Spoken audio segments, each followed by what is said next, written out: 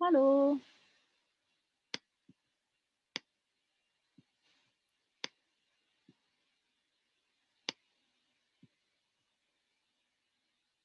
Just waiting for more people. What's happening here?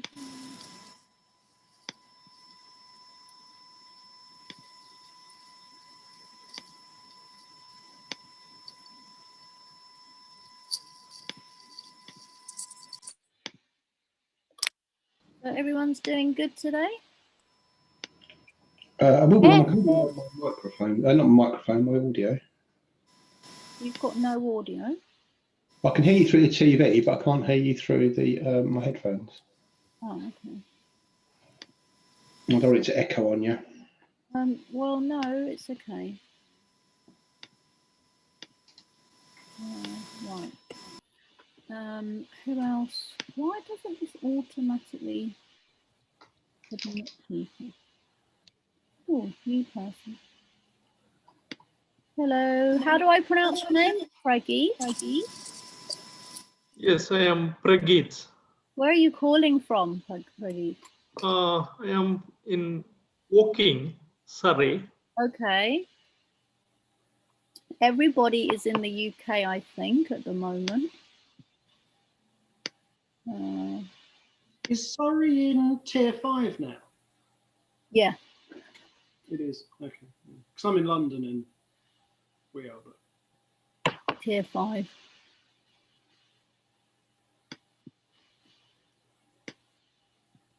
What's London then? Sorry? We're all on lockdown, aren't we?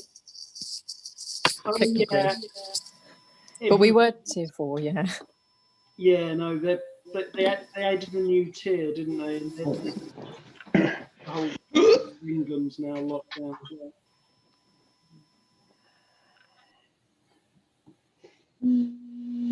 Why did it look that bad yesterday?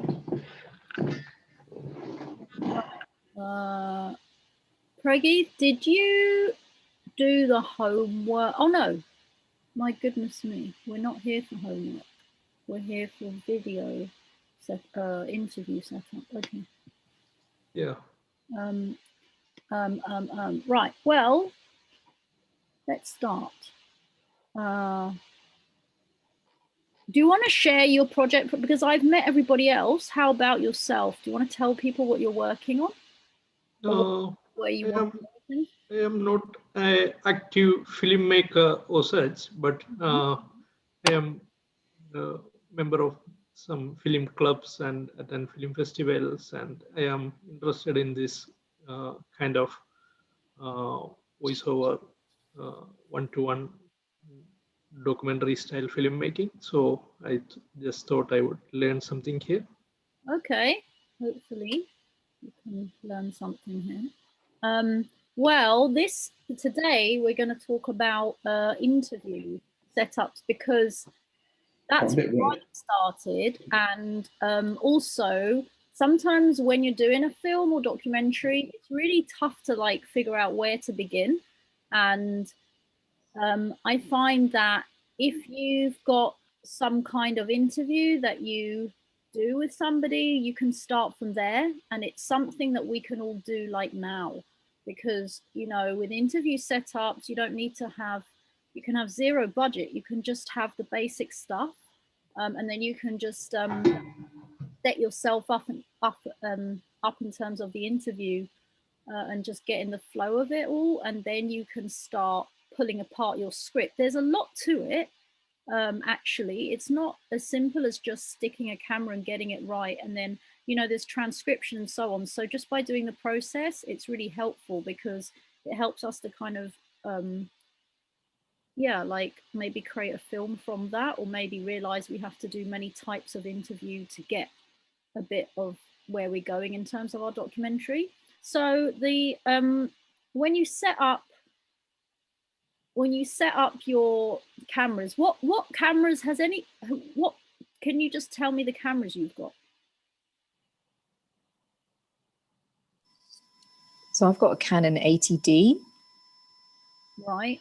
Looks like a DSLR. I don't know how to use it properly, so I'm like trying to learn as I go along. What lens does it come with? Is it the kit lens? Oh yeah, it's the kit lens. I don't know what the millimeters are though on it. Right, okay. Do you have a lens, Prageet? Do you have a camera? Me? No, not right at the moment. Okay. Would you be doing it on your phone if you had to? No, I could get a camera if I want to. So that's no issue. But rather, I thought I would hear about how things are done. Sure. Yeah, I'm just asking because we're doing practical sometimes as well in the group. So it's just to cut Okay. how, you know. Okay, hi Katie. All right, so how about you, Andrew? What camera and lens have you got? I haven't done any documentary stuff. The for the next session that you mentioned previously, the homework I've written the fictionalized short film. So I was assuming I'd have to get a director / camera guy and an actor to. Okay, all right. So you would be hiring basically. That's what you're considering. Yeah, although because it's a short film, a lot of people will volunteer on that kind of stuff to go to film festival. But yeah, it won't be a documentary. Yeah. Okay. Martin, what camera and lens have you got? I've got an A6400 Sony, and I've got the 3 Sigma lenses, so the 16mm, the 30mm, and the 56mm. And I've got the kit lens that goes with it, obviously, and then the big zoom lens that's 18-105. Are you full frame? No, it's APS-C. Oh yeah. Okay. So you're like you're just down from a full frame, aren't you? Yeah, so 16 gives you the 24mm, the 30 gives you a 50, and then the 56 gives you the 85. So you've got all the. Oh, at least you've got up to 85. Okay. So hello, Rom, still getting in here. Okay, Katie, camera. Do you have a camera and a lens?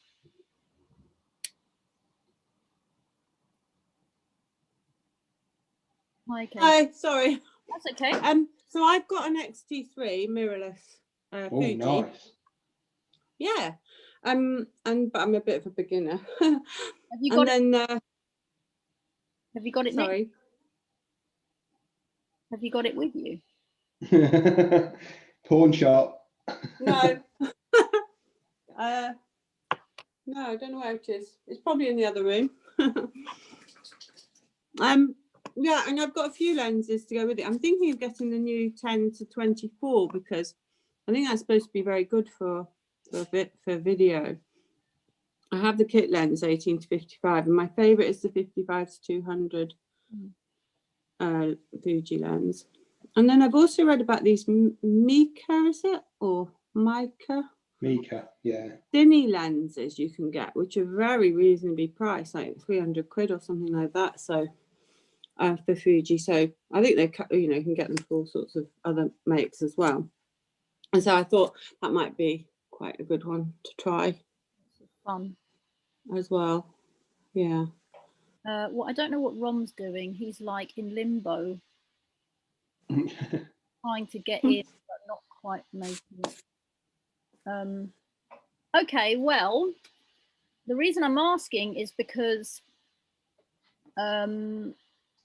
yeah, your lens probably will make your interview. So I've got to say that I'm, I was taught this myself by a photographer. What is going on here? So whoever's a photographer, maybe Martin will, help out with the layout. But basically, when you're doing an interview, the main thing about your interview is that you want a decent location, you want decent lighting, and you want decent sound. So you can do your interviews anywhere, like, you can set people up in your home or whatever. But the main thing are your lenses because of your, it depends on the look you're going for, but the link I sent you to Human, did you guys all see the Human film? How do you think that was made then, in terms of the setup? Do you have any ideas? Did you, Prageet, did you see the link to Human? Yeah, I went through most of it. How do you think that was made? Any idea? Okay. I don't know about the technology or the camera, but I suppose the setup should be quite simple because very clear blank background and close-up of the face. So how would you achieve that? Any ideas for that? Like, I'm talking technical now. I just want to see how far we're at with the technicals in it. Is there any ideas how we can achieve? Because it looks really simple, right? Like, it looks like a kind of blurred background, and then, you know, nice shot, like the face isn't distorted. So, you know, it looks like a pretty simple shot with some decent lighting. Noticed that they seem to shoot from slightly below the guy that was speaking as well. So he was sort of more prominent in the in the frame. I wasn't sure if that was on purpose. Yeah, everything's actually on purpose. That's good, Katie. Yeah. You know, because the director knows that he's going to do. It's a crop. It's a close. It's not a crop. It's a mid to close up shot. So it's like us now when we're talking, like your face, your head here is a mid to close up for me. You know, Andrew's on like a bit of a wide, or medium wide. So the director wants to have this part, you know what I mean? And he knows there's going to be text here. So he's creating the shot for that. And, you know, when you shoot from down, you make someone look small. And when you shoot from up, you make someone look big. So when you shoot from straight, you're pretty neutral with the viewer. You know, you're the viewer and they're telling you a story. So if you want to a little bit accentuate the story, you shoot a little bit down. You know, a tiny fraction of an angle. And obviously, you know, you've got to check it because people look completely different when you're shooting from down and when you're shooting from up. Many people don't like being shot from up because it's not as flattering. So you just have to check your angles, but there is an effect of feeling like there's a humility as a viewer because the person is, a lot of people were just talking from their hearts, you know, but they were kind of like very emotional, supposedly emotional themes and so on, stories. So if you shoot from that layer, you're adding another level to the storytelling. So that was the reason probably that they did. I don't know, you'd have to maybe read about that. But so the background, you're right, it's just like a black background.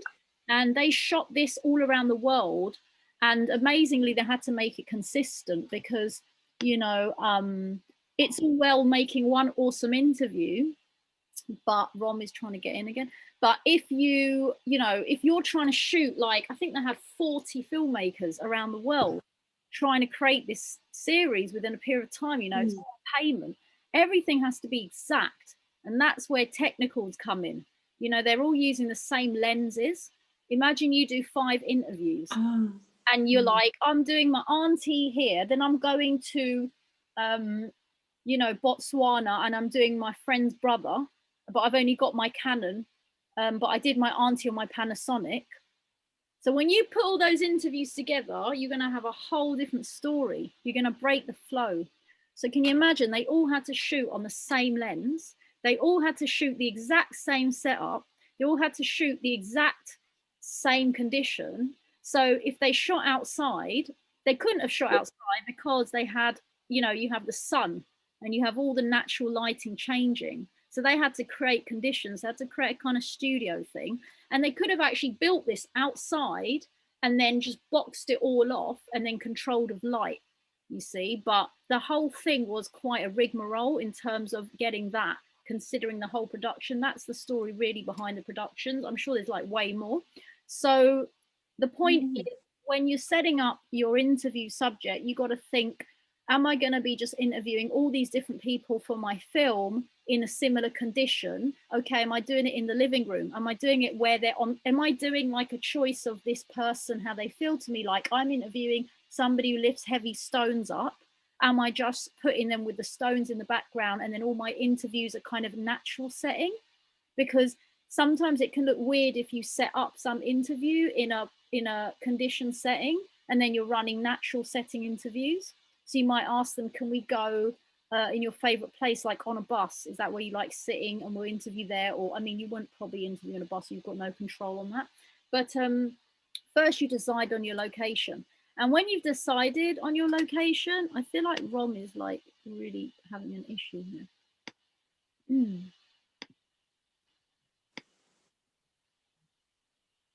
Hello, Rom.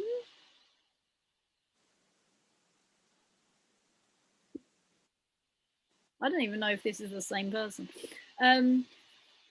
When you've set up your, when you've decided, then you've got to set yourself up, right? So let's talk about the setup. So an interview setup like that is simple. You take a black background. It can be a sheet of paper. It can be, you know, I used a cloth. I didn't link you to the last set we were doing, but we just used a black cloth. And we even had to sew the cloth up the middle because we were like going to some place in, you know, they don't have cloth out where we were like that. They have like patterns from, you know, they don't have black cloth, like that's like not a quality thing. So they use it for other things. So we're to sew these smaller parts of black cloth to make the size we, you know, a decent size, about, I don't know, maybe 6 foot was the 6 by 6 was the shortest we could get away with. Actually, we needed it to be about 10 foot high in the end because of having to move back and forward. So you want a massive thing. And then it was like you could see the line, the stitch, right? So it was like, you know, how do you get away with that? Through laying out your, because you might want to interview in the middle of nowhere and you don't have anything. You don't have a decent studio, right? So when you put your camera on your tripod, your lenses will have different effects, like different distortion degrees. So like, what would you say, Martin? Most people interview on 100mm or 50? Depends. If you use a wide lens like a 16mm, what tends to happen is the camera's a lot closer and the face tends to distort, so you get a much fatter, wider face. And as your distances go away, so as you get to 50 and 85, the face comes back to what it should be normally. I mean, 85 is normally the most flattering for the face, but it does mean your camera's halfway across the room when you're trying to film. And if you don't have that ability to do that, it's then about how you bring the subject into the frame you want them to be, making sure you've still got the frame in the camera to not make them look a bit silly. Right, good. So that is it. You know, then you've got to consider your space, and it seems like you've got I like for my one, I would say for human, they had at least 2 meters of space. I mean, I think that's really important, is when you go into an interview like that, is to not just set up in a room and then go, right, where should I put my camera? Is look at the room and go, where can I set the subject up so I've got enough room to be able to set my stuff up, my camera far away enough to get the shot that I want, and then set up there. Don't just go and throw all your stuff into a room and then go, right, sit there and then set your camera up. It's more important to do that work first, to make sure you get your camera in place first, and then work out if you've got the distance right, and then set your set up or whatever you want to do around that setup. Yes, sorry, 1 second. So what is the ideal length without getting any distortion in the face, would you say? Portrait lens is 85, but you can get away with between 50 and 85 is about right. The more, once you get over 85, you'll still keep the definition in the face, but you'll get like a separation effect. So sometimes if you're shooting without a backdrop, the background can look a lot bigger, and it sometimes looks a little bit weird. It's great for photography, but it's not great for an interview when you're trying to focus on the actual subject. Yes. Things in the background can look a little bit too big, and it's just part of how diffraction works. Okay, thanks.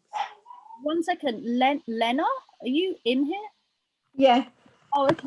And this thing's going mad. Rom, are you here? No. That's hilarious. Ron was here for a second. I did see him pop up. He's got, it's 2 accounts. I've got 2 accounts, I think. Yeah, okay. All right, so let's go back to this point of actually knowing where to set up.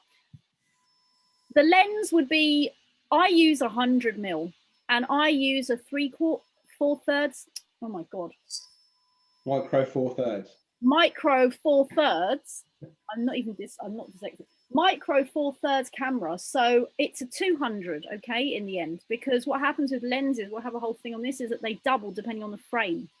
Sorry, depending on the inside, the, what do you call that? Sensor. Sensor.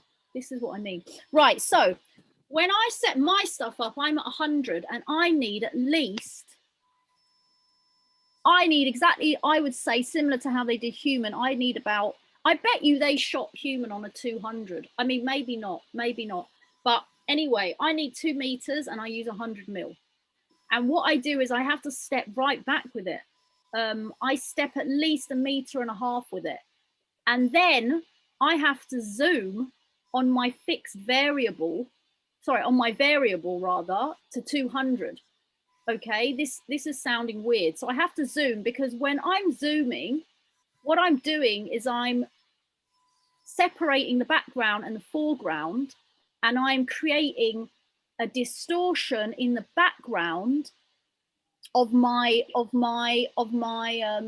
background, you know, black weird background thing with the lines through it. I'm distorting that so that it looks blurry. So now you can, you know, it looks like a kind of, you can do that with any color, but it's abstract and it's not jumping out in the view, in the shot for you. So you literally have to, there's technicals of explaining that, but you literally have to get on your camera and your tripod and start seeing where you have to move with what lens you've got to create a nice, I told you it was 2 people, like so confused on my thing, sorry, to create a decent setup.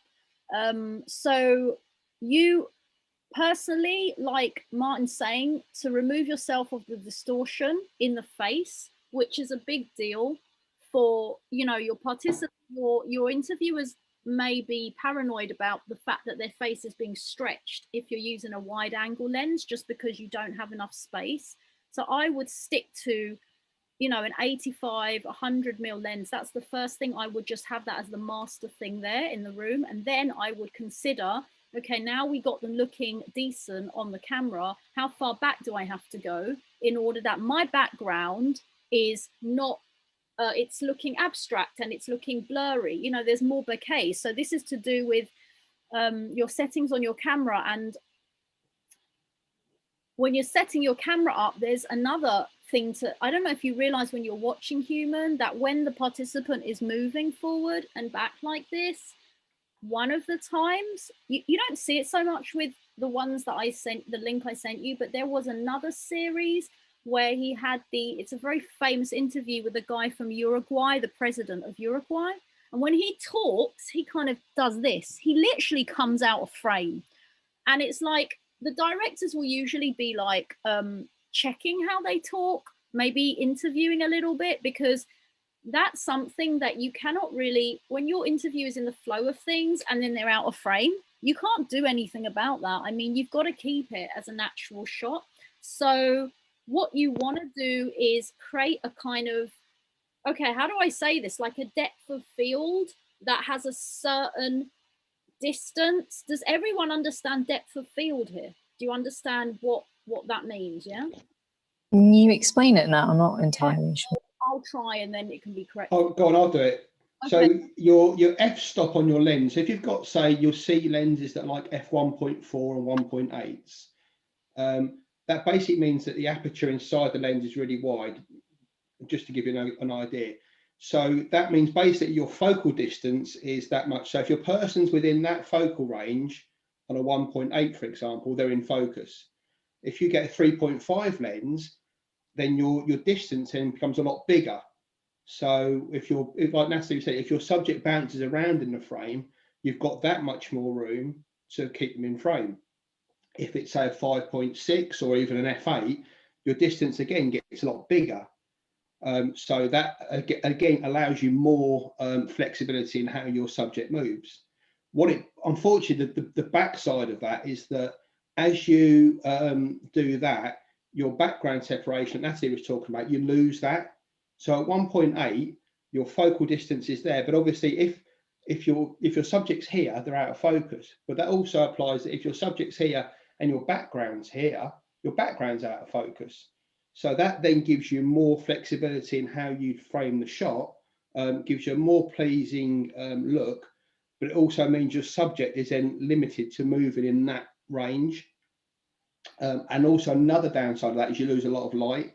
So as your system, as your focal length goes up, your f-stop goes up, your light into the camera, because the aperture closes, you're getting less light into the camera, which means you need more light on your subject. And sometimes if you get a first-time interviewee, there's nothing, they can't understand why they've got 15 lights blaring at them. They're going, God, my God, I must look like a sun. But actually, when you start playing around with the camera settings, you do bring it down to the fact that you really black out the background, and you really bring the subject to light. But sometimes it can be a little bit scary for them sitting in front of like loads of lights, wondering why they're so lit up. Right. Okay, that makes sense. Yeah. Everyone understand that, or do you want more like I would explain that differently, but he's explained it technically. Do you understand about the size, you know, of the move? Because the explanation for that was to, you see, I did an interview where it looked amazing when the guy didn't move. Like when the guy, maybe when he moved his lips, it was okay. But like if he just sat like a robot, it was amazing. It was quite a low light setting. So I had my aperture up to 2.8 or 1.9. I think I was on a Mitacon. So those things are amazing. I think I was on a 0.9 Mitacon, which is a tiny little, you know, Japanese, quite a heavy piece of lens. Anyway, it looks so good because it was a low light capture and I used only natural light. But the minute, you know, the blink, everything was lovely. But then the minute there was like a move on the head, he went completely out of focus, and it actually wasn't watchable. So it looked like an art piece, not an interview. Where your focal range is like that, basically you can have their nose in focus, but their ears out of focus. Yeah. And like you said, they've only got to move a slight bit, and it looks like they're walking out of a freight of mist sort of thing, you know. Literally, it was. So the thing is, like in one aspect I had no control in terms of lights, and I had to pick my largest aperture, and at the same time, you know, it looked really amazing because it was focusing on the eyes, which isn't, you know, where you would focus if you're doing an interview, but it just didn't happen. It didn't work. And you know, I think I up to maybe, I don't remember now, 3.2. I don't remember, but I think that I was forced to change my lens. Everything changed. I mean, you know, when you go on there, you'll see, like, depending on how you're playing with your lenses, it's just all a different story depending on what lens you've got and what f-stops you're using. But now, like I say, go on 100 mil, and then what I do is I zoom into 200 so that I can still get a kind of blurry background. But the light goes down, and therefore I'm forced to use lights. As you explained, that's a really hard way to do it. That's a really hard way to do it. I'm 100% sure that you can actually tell us an easier way to set this up. But I would like to know all the ways so that I can understand when I was setting that up what I was doing, where I could have changed it, because I really felt I couldn't change anything from that. Also, I think you might sit there and think, well, why don't you just use autofocus? Because then that will always keep the subject in focus. But what happens then is that as they move towards the camera and away, the background is doing this all the time, and you're taking the focus away from the subject and putting it on the background. So people always look at the background and go, why is it moving? So that's why it's important to set that focal range up to sort of work out, speak to your subject first of all, and if they're this kind of person, well, you can't use autofocus anyway because they might do this with their hands and the camera will start focusing on their hands and stuff. So you have to work out, are they a jumpy kind of person, or are they very quiet and will they just talk to the camera like this? And just in that 5-minute conversation with them, you can tell how much or how emotional they get, because that will then determine, well, how much room do I have to give them to be able to tell their story. Yeah, that's back to that was what I was talking about earlier. So once the director will figure out their participant, then they'll set up their range basically. And then of course, you know, just go behind the camera and set up and see what looks good and see how the background looks. And I don't know if anyone's seen any of like the stuff that I put on my website. There's a film called Mr. Tashi. And actually, you know, that's a really good example of doing something on the whim with a wide angle lens, all in the way that I'm saying, you know, can't work, and actually it got pulled off. He didn't look too bad.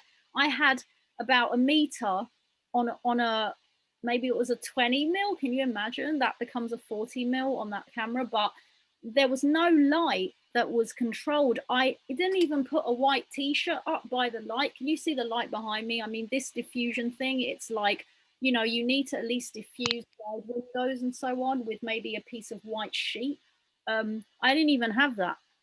And, you know, with my settings and you can even see the back has a decent, you know, amount of bokeh, because what I did is so back to the point with the background, when you put your subject on your background, you also want to sit your subject forward to help you with the depth of field situation. So you sit them forward around maybe, I don't know, 2 meters if you can, but 1 meter is usually what people can bear. Then you step back about 2 meters with your lens and your camera. And then if you're using 100, you even, you know, I twisted 200. And then it's like amazing because, you know, the whole setup is perfect for me. And it looks it can look similar to that human setup. So what I base those interviews on are, let's just say, human. But when you look at human, it's like these guys have got a whole setup in terms of their their lighting.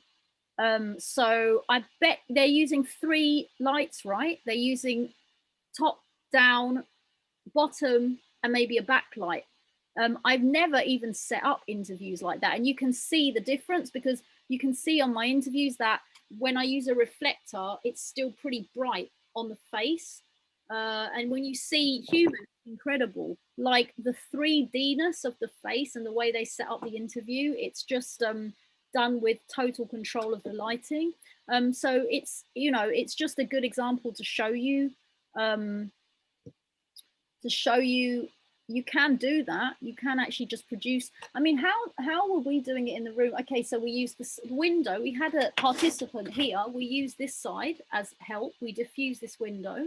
We then use a top light, some kind of LED, and then we bounce that off a silver sheet.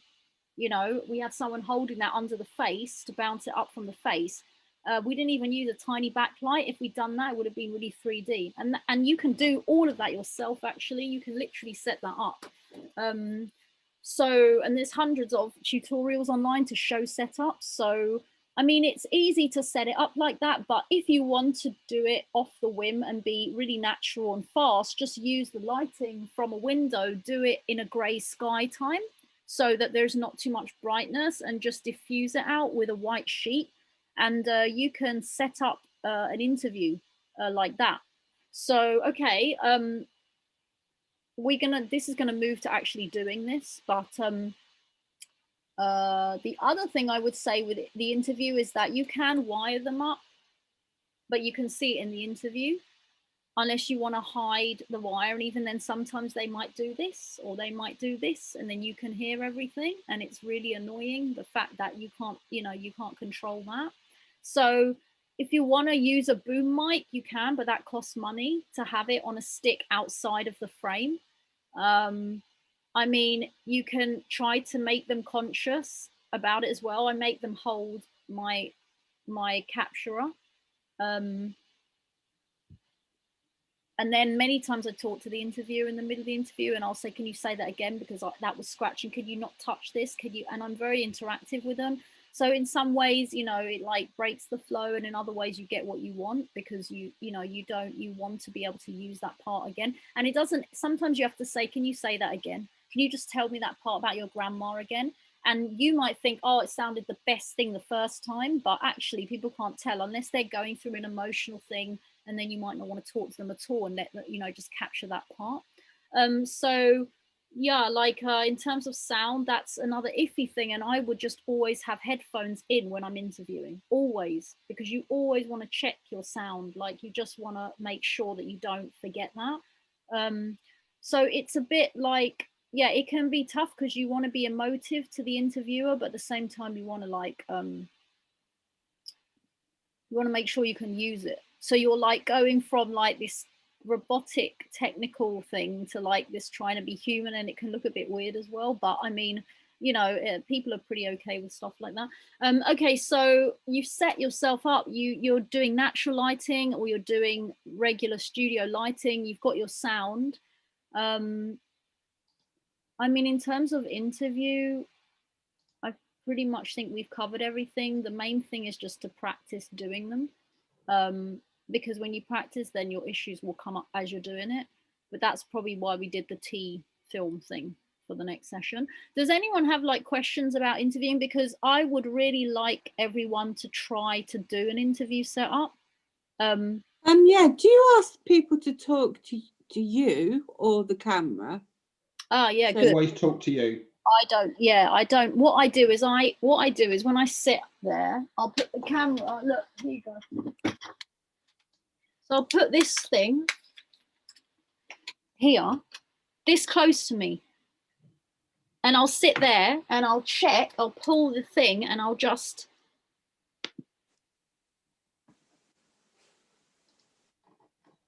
Hello, So I'm just dropping links into stuff. The first one, if you look at the first link I've dropped into the chat, just on their front page, you'll see how all the interviews are all set up. Yes. And they're all literally set up. And the thing I was going to show you is that all the heads are to the top of the screen. So when you set your camera up and you're framing, obviously you can move it about in post-production, but the head should always be there. And you could try and get as much of, not down to their belly, but like a 3/4 shot sort of thing. So you can get their hand gestures in, their movements and things like that. But you can see from that how they're all, every one of those is virtually set up in a different area, a different place. Yes. But all of the scene is always set exactly the same. The head's there, the screen, top of the screen's there, and the body's there. No matter where they shoot, that's how they always do the interview. And I was just using that point where you're always looking away from the camera. So you're talking to an interviewer rather than talking to you, because you're not asking the question. The interviewer is asking the question. So if you're watching, it's like you're watching from somewhere, you're voyeuring from somewhere else, watching that interview happening. So you should never talk to the camera. So if it's like one-man band situation, so this is me, this is my camera, and I just say I look in the frame because I want to see that they're looking just past the camera, and I just say, look at me. You know, I've had it where I'm really far behind it and they can't hear me. I've had it where I'm too forward and maybe I'm you know, having some issue with the lens. So I just sit right by it. Then I just, you know, bring them back to me, and then they get habitual looking at me. But on the camera, it's almost like, you know, very close to looking at you, but they're not. And in human, it's the same. They're just looking past that camera. They're just looking past it. So the interviewer is right there, you know. But you do need to check. It's a very good question because, you know, many times I'll set something up, I'm ready to roll it, and I'm looking, and it is just not a nice frame. The frame is not nice, and you really do have to make sure that you are happy with your frame before. And many times people pull back too much and they're too scared to put the face in full frame.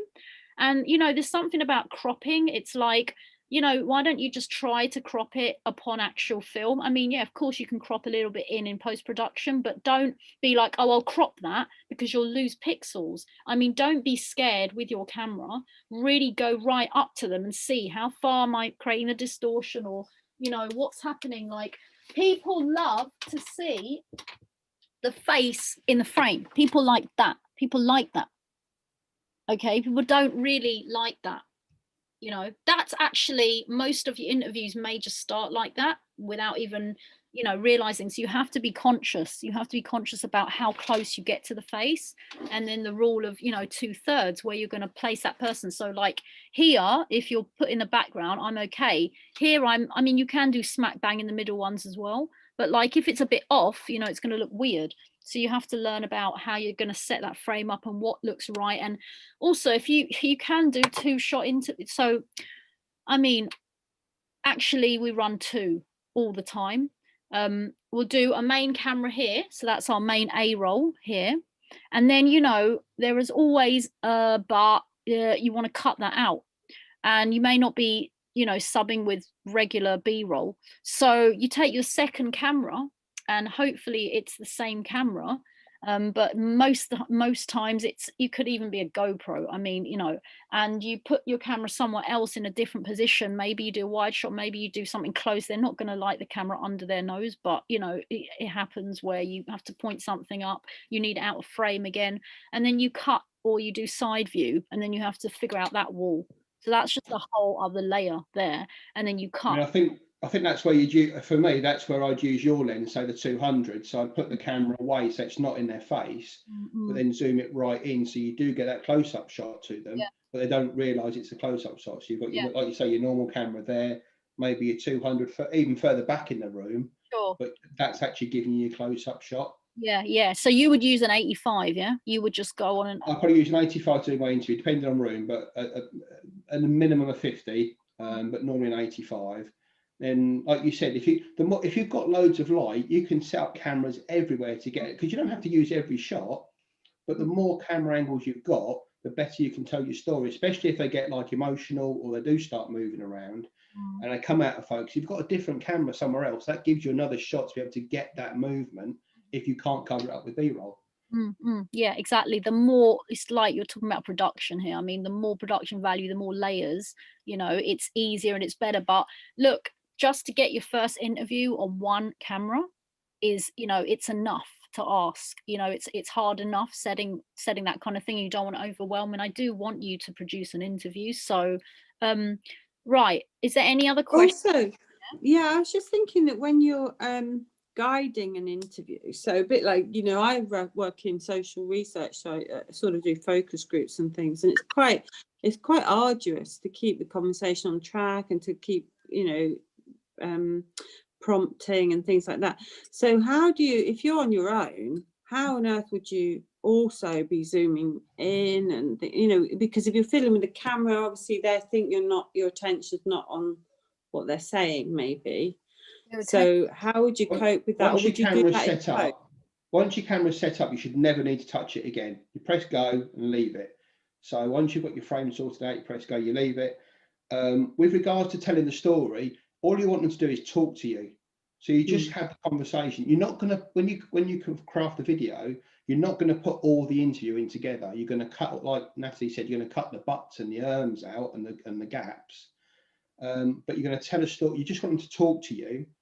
And then at the end of the interview, once you've spoken to them for however long you've got to speak to them, say you've got an hour with the client, you speak to them for 45 minutes, you get their story, and then for the last 15 minutes, you try and condense that story into sound bites. So if you can't pull it out of that main footage that you've got those sound bites at the end. Just tell me quickly, what did you say about this, or what did you say about that? Oh yeah, well I did this and I did that, because they've already told the story. They don't need to go into the detail they did before. So when they're talking to you, they know they've already covered that. So they'll just give it to you in a concise bit like that. And that may be the bit you're using the interview, because it tells the story in 5 seconds rather than the minute that he's told you to give you the story in the first place. Yeah, when I'm talking about the technical thing, I mean, it's a good question, Katie. Like, my thing is, because I don't have anyone many times and I need sound. I've got a big thing about the sound being off and getting annoyed about it and saying I should have listened to it. So sometimes, like, I might be a little bit distracted because of having the camera, once it's set up and it's rolling, I'm still like fiddling around maybe with the sound, or maybe trying to correct something, usually in the beginning, or maybe the recorder goes off, you know, crap like that does happen. And then it's like, oh, you know, and sometimes, if believe it or not, with that one, it's a 30-minute record and then you have to re-record it. And the last one I did was, I had a 3-hour. And I was like, excuse me, I just need to press it. So it was like every time I was getting in the role of it, I was like, don't lose the technique. Then I was like, excuse me, I'm so sorry, just stop. Can you repeat that? And it was, you know, because I'm not using the GH series. So yeah, that's it. Yeah. So yeah, but I mean, your question was, you were saying, how do you, you're very empathetic, and you're considering the viewers' needs and feelings, which is amazing, because I think more people should do that. And there is definitely that side of things to get your product, your production, but people do not really mind people have a lot of patience. The people I've been in, they're just like empathizing with me because I look like a headless chicken, and they're like, don't worry, you know, we'll get, you know. So it's almost like most people, they're not judgmental and they're all right to do 2-3 time takes. So once you get in the flow of things and you're really genuinely listening, you've just started the record things, you've got half an hour and everything, and you're just really, you know, they'll just be themselves and be emotive. So yeah, don't worry too much about that, you know. Do you have some Oh, lead-in so- questions that help people relax, or you know, do you have anything that you say that helps people to relax at the beginning? Or Everyone's got their own technique. I mean, I become friends with people before interviewing them. It's very rare. It's not always like easy to do that. Sometimes I really have, like, I was interviewing this dad from this super like famous person, and I was so intimidated and I just wanted to get in and get out, and so I was just like, I wasn't really that friendly, and then it was all awkward after. But in general, I try to avoid that. I try it to be genuine because I genuinely want to know them, but I don't want them to give me all their story, because so many people love that you're listening and you're caring, and then they start.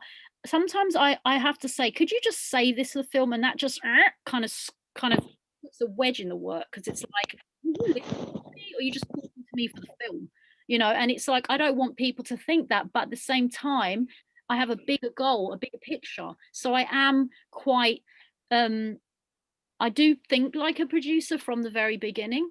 When I'm, you know, I would love, you know, it does sound a little bit disconnected, and I would love to, I am friends with these people as well. Like, if they're awesome, I also share my side and I become vulnerable with my story, and that's how we get a connection.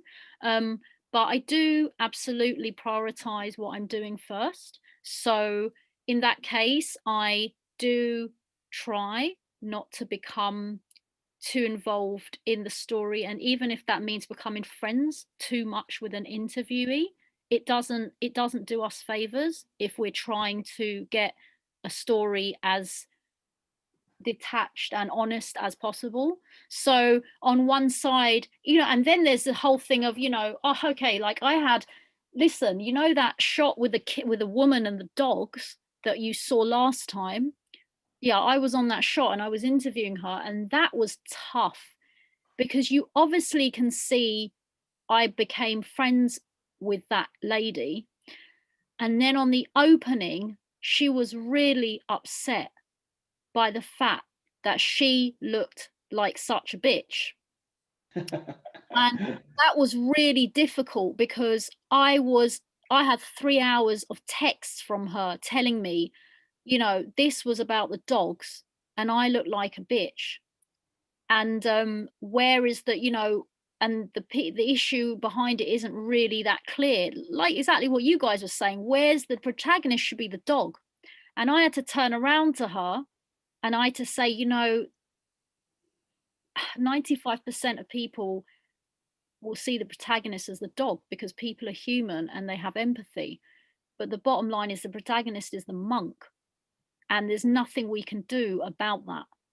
We cannot change that protagonist. And that could not be have cut any other way because it was such a sensitive topic. And I almost lost this kind of friendship because I prioritized the product. And you know, that is a really good example to tell you about how you have to be. I mean, maybe it's not like that. Maybe it's the way my brain is. Like, you know, maybe, you know, Katie, you can connect with somebody to answer your question, connect as a friend, and then just, you know, once they're more relaxed with you, start asking them questions. Or maybe you can just enter and be really relaxed and talk, and then once it, just roll it, just press hit record and then become friends and so on. And don't say, you know, it just depends on your subject, okay? Because I have regretted so many times not rolling that camera and talking to them. I've regretted it so much. I remember one of the people that I was interviewing, it's not on there because I had to take it down, but it was such a deep conversation about how eating, you know, turning vegan had just lost him everything. And he was like almost crying.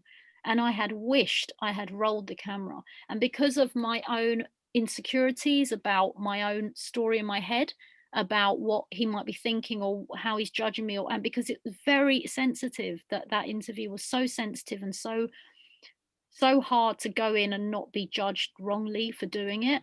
I didn't roll that camera until I felt accepted, and that's the line right there. Like, you know, that's your own stuff, you know. It's like, where do you know, so sometimes you'll be more on the borderline of that side, other times you'll be really detached and really just like, and you get different product, you get different outcomes at the end, you do. So I hope it's answered your, you know, there might be like really simple, like there's hundreds of sites that will just be like, yeah, you know, you just start talking. There's a technical way of being like, so I got interviewed by, sorry, this is going on. So I got interviewed for a blogcast show for something I was doing about me making this documentary, and he was amazing. I'd never met him, and he managed to ask questions. You know, he managed to go really deep with me, and I'm not easy to, you know, just open up like that. And you can hear the interview. I actually was feeling so vulnerable sometimes on that interview that I wasn't sure if I let him release it. And then for the good of the whole thing, I said, okay, just do it. And, you know, I found a way of getting that through myself. But, you know, we'd never met. And yet he managed to seem genuine when he asked me questions, and to put his point, and to ask really pressing you know, questions about the thing I was working on. That was not, they were quite dangerous, the questions. You know, I myself was like, couldn't actually understand the question, because sometimes I was blocking with the question. I know it sounds strange what I'm talking about, but he was very, very direct, and yet there was still some kind of connection. I trusted him. So whether this guy's got a skill, which a lot of people do, like if you listen to LBC, you go listen to someone like James O'Brien, and then, you know, there are ways in to get to the point. Or if you go and listen to a really good person to study, Katie, is, what's that English guy? Oh my God, Louis Theroux. He's actually American. Oh, yeah, he's great. Yeah. Interesting, empathic guy. And this guy doesn't know you, but when you finish watching that thing, it's like, damn, this guy cares. Yeah. Like, can care, and He's so involved, doesn't he? So involved, and becomes like a counsellor. they stop prostituting, or they stop taking meth, and you're like, damn, you know, this guy is like a counsellor first, and then an interview. So, you know, kind of the question. Like, I'm amazed with how people enter these into these levels. Okay, sorry to go on about that, but it's quite. Another thing that's really important when you're doing your interview is the more friendly you get with somebody, the more the conversation becomes a conversation. But what tends to happen is you'll talk over them, or you won't leave yourself enough cutting room to be able to get their quote and keep your voice out of it. So sometimes you literally do have to do the mic drop, ask them a question, then just not say anything and wait for a response from them. Don't try and keep getting it out of them, just leave it there. Because you can deal with pauses, you can cut pauses out of your shot, but not make them feel uncomfortable, but make them feel like they have to talk to fill that gap. That is a very good point, and I had to learn that the hard way. I swear, like, the two things with me in film was when I was in the moment, I was too in the moment. I was enjoying the sun, I was enjoying the thing behind my feet. I was just like, you get your phone, oh mum, look where I am in the middle of the Himalaya. I mean, you just completely lose yourself. And it was like the way you could see that is you're in the editing room, it's raining in some locked up cabinet, and you're like, what is this product? This is rubbish. You know, why is there so much jolt? Why is there so much movement? And you want to kill yourself. But when you're there on the time in the middle of nowhere, you just forget that you're making a film, and you better like just detach from the whole place and make sure your camera's steady and whatever. And the other thing was, like you're saying, Martin, about not pausing, not keeping stum when they were talking, and not like going and getting, you know, you want to empathize, and you're like, because you cannot be speaking, and then one of the funny things is when you're like on the, like I did one with someone's son. It was hilarious. The mum was agreed to do it. She had tattoos, and the son was going to translate, and he was like, yeah. The whole time he was like, and I literally had to say, I'm really sorry. And this guy's not speaking English. I mean, he speaks English, but not, you know, these are, they saw it as rude. But I had to tell him that you have to be completely quiet. When your mum answers, just go like this. And then I had to remind him throughout the interview and look at him. And then he would just, so you literally have to create this condition and this setting so you can put something at the end. Is someone going to say something? No. Okay. Right. The homework, because we're going to start our other thing in 5 minutes. Okay. And we'll have a little break. The homework, everybody, is you can either go, I would like you to work on your existing scripts, but if you don't have something in there, then you can make this up. So whatever, it's always easier to work on your existing script because you feel like you're working towards what you're already doing. It's always easier. Okay. So take, at the same time, if it's someone that you really need that interview from and you don't want to annoy them by getting it wrong and doing it again and again, then don't do it. Okay, just maybe use like your sister or your brother or something. But anyway, take the setting that you would need, ideally the location, whatever. Take the person, and then set yourself up with your cameras. Even if you're setting yourself up with your phone. So Prageeth, even if you don't have a camera, and Andrew, even if you don't have a camera, who is GB? Hello, GB. Who are you? Hello. Can you hear me? Hello there. Hi. Hello.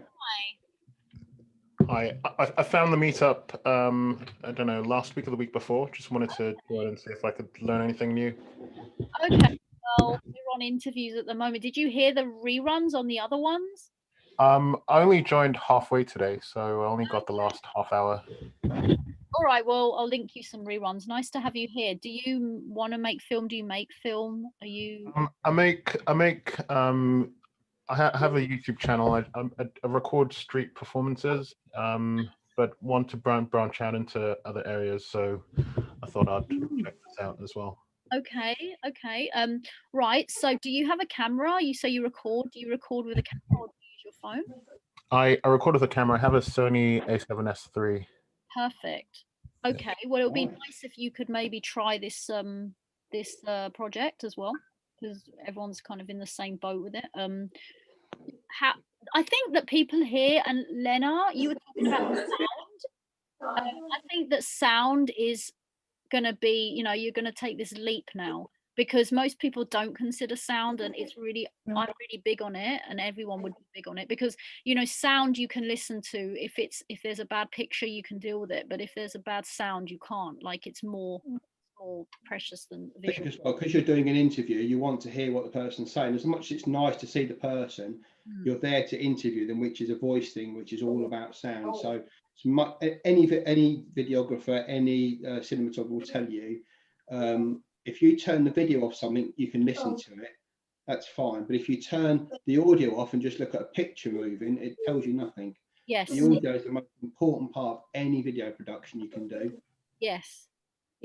So I would like this to, I kind of had this as a thing to prompt us to like either save up for whatever we need to get or just go and get it.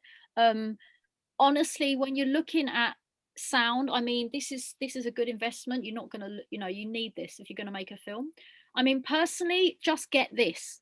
I mean, would you say anything different, Martin? I would say if you're just playing around to just see if this is for you, and you're not seriously into it at the moment, I would say just buy a cheap lavalier mic off Amazon. Yeah. And for your first interview, I know you said about they feel uncomfortable having a lav mic on, but just put it on them, because if you're watching it and somebody's got a lav mic on, you know it's an interview. As a viewer, you're not going to think, well, how's that sound being transmitted? Yeah. It's not a professional TV production. Put a lav mic on them. As you get more and more into it, you can still use that lav mic, but I've dropped another link in there to another YouTube channel called Bumblebee Industries, and they are completely all about sound, but it's more about how you hide sound. So you'll see them on some of their videos where, say, the interviewee's got a shirt on, is they'll actually tuck the lavalier into behind the collar of the shirt, and they've got special tape they use to keep the lav there.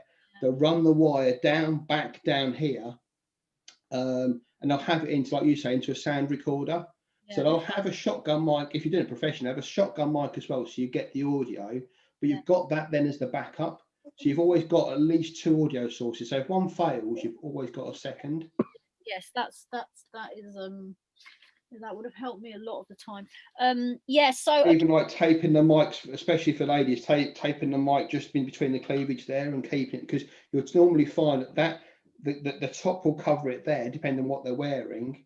But you'll get clean audio from there to their chest, but you won't be able to see the microphone. yes. So what do you call it? A lavalier, L-A-V. Yeah. A-L-I-E-R, lavalier, yeah. Lavalier. Okay. And they're very cheap on Amazon. You can get a fairly decent one for like 15 quid. They're not expensive. Okay, thank you. Get a decent, just like personally, if you don't like, honestly, I haven't seen your stuff, Lena. Like, you didn't send me a link, but I do think that it would be useful for you to get, you know, external capturer. But what you can do, you guys can all use your phone, so you can run a 15 quid lav into your phone and capture Absolutely. your phone and make it affordable for you guys on this one, and then we can do a more of a kind of one-to-one on your film, and you know, get to the stage where it's good, you know, good enough. Because I will, you know, Martin's here as well. And if you can, oh sorry, okay. I don't know if you can see that. If you do lose your lavalier in your phone, you'll see. I don't know if you can see that it's got 2 little bands on it, 2 black bands. The ones for your phone will have 3 black bands, and the third one is for microphone. So if you get that and you plug it into your phone, it won't work. So you have to make sure. This is called a TRS cable, and the one that plugs into your phone is called a TRRS cable. Yes. So when you're buying a mic, depending on what you're going to plug it into, make sure you buy the right one, because otherwise it won't work. You can buy adapters, but it's pointless doing that. So just the 2 bands for like a normal go into your camera, and a 3-banded one will go into your phone. Yeah, I'm just. I have this what I've thing. got. Is it? Someone gave me this. Is this any good for this? Have you got an input into it, like a 3.5mm jack point going into it? It's got ear and remote there. Yeah. So you in the remote bit, that's where it would go. Sorry, racket dogs.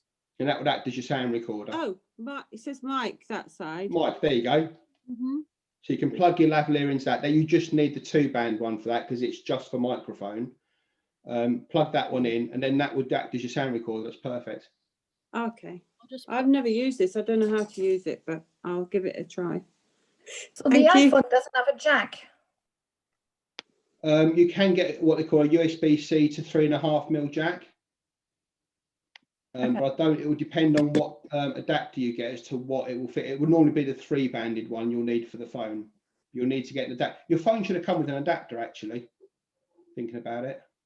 I bought it secondhand from my daughter. Oh, right, okay. You can get it if you get a USB-C to 3.5mm adapter. They're about a 5 or a 10 on Amazon. They're not expensive. Okay. Just put the link of 2 types there. The top one for the phone, and the bottom one is for that recorder. So you can see the double and the triple black lines on there. Katie, perfect. So you need an SD card, right? A mini SD or whatever they call them. This thing here. Micro, yeah? Has it got one in there? That thing you can do 8 gig, and that's good enough because it's tiny.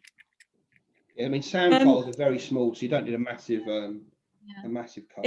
This has a micro SD slot, but there's nothing in it. You'll need. But I do have a drone. I think that has a little SD thing.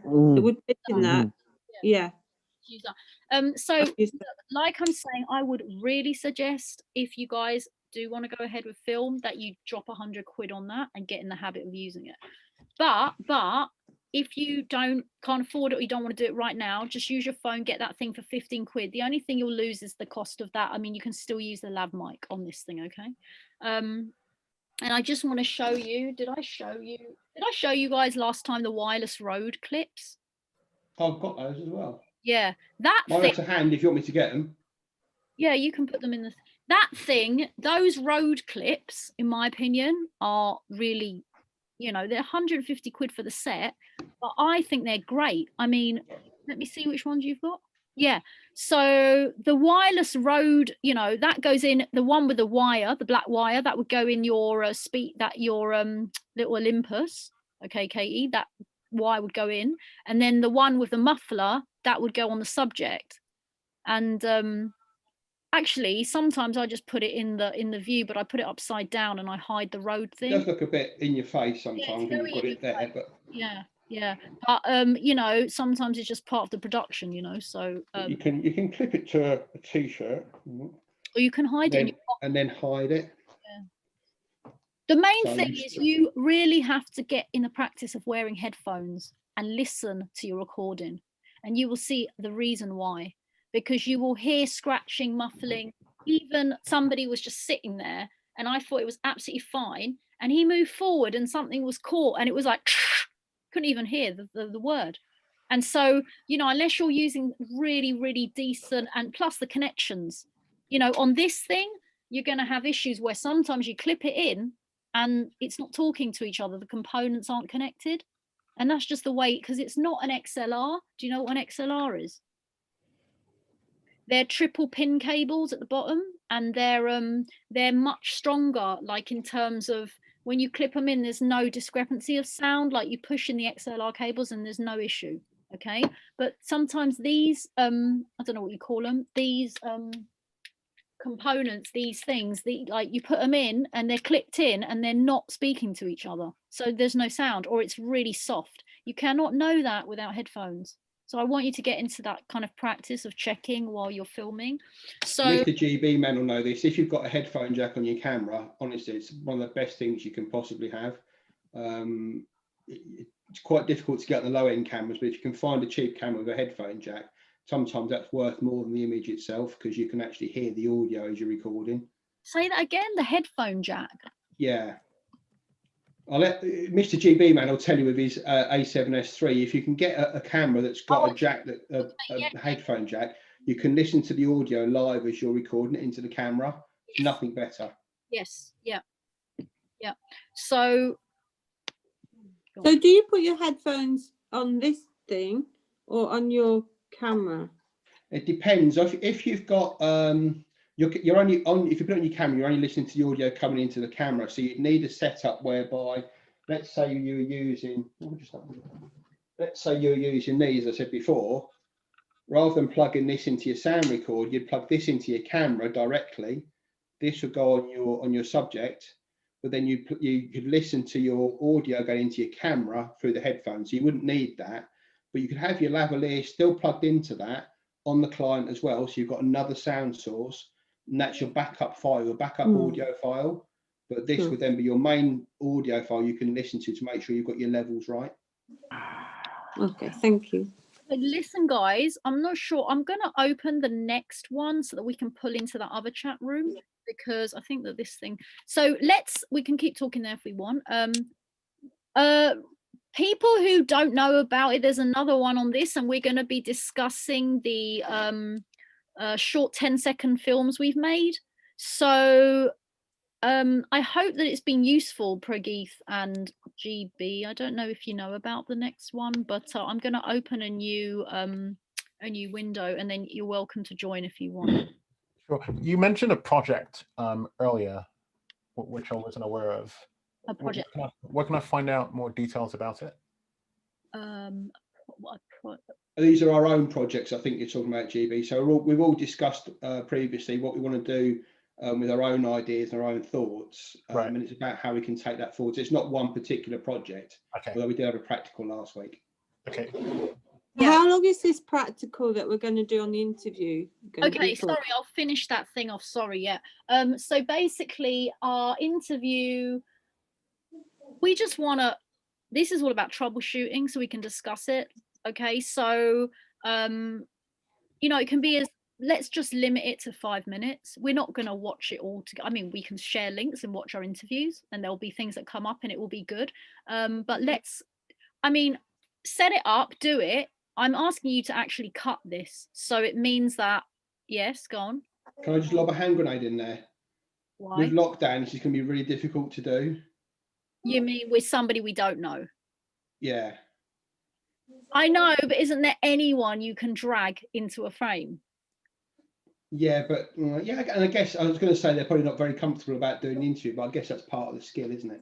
That is totally going to bring up stuff. This is the challenge right here. These interviews seem so simple. So it's going to be good. It's if you can find anyone, your grandma, your mate at work, whatever, you know what I mean? Like on your lunch break, it's just something to try out and just put yourself in it, you know, because, you know, this is what it is about, making these films on a whim. So I'd say 5 minutes, okay, no more, but I would suggest you don't interview for more than 20 minutes. I would suggest you just limit yourself, or you cut them and you say, right, we can move to the next question, or whatever it is. And you can tell them you're setting this up, or you can make something up, or it can be pertaining to what you're working on already. So yes, that is the challenge, a 5-minute cut interview. Any more questions? Well, till I close this and open the next chat. Well, how do we send them? Sorry, how do we send them to you? Because I did the cup of tea at the end. About this last time, we should upload to our own personal YouTube channels and and unlist it. So we're going to do this on the next Zoom. I'm only running because I need the loo for 1 second. We're going to do this on the next Zoom. So basically, upload your stuff. Let's take a 5-minute break, please. And let's then come back to the other chat room, those who are coming back. And if you've got any more questions about this, I always go back when you're doing, just quickly, when you're doing these practicals, go to our Google Documents and update yourself with the links on there, because I'm going to update links on there. Martin put links last time. Did you find the Google Documents? No. Yeah. I'm going to put the link right. here. I want everyone on the same page, because otherwise it can get really, we're going to miss stuff out. Also, should we share our own where our channels are and things? Yes. On Yes, Yeah. I'm going to make on that. I am going to make it better. I did say to Martin, but I'm going to make a Google document thing where you can literally put your own stuff on there, or anything you can add to it. Just put your initials next to it, or your name. I don't have this something weird on my internet. I'll share it on the next page. Okay. So let's cut our break. Let's close this one, and I'll see you on the next one, guys. Thank you. Have you all got the link to the next one, even those guys that aren't here for this one? Yeah, so, I mean, mine, feel free to put it on there, but there is a link on that meetup, hopefully. Oh, perfect. Okay. Oh, yeah, there's a link on that other meetup. All right, see you guys. Bye. Okay. Right, thanks.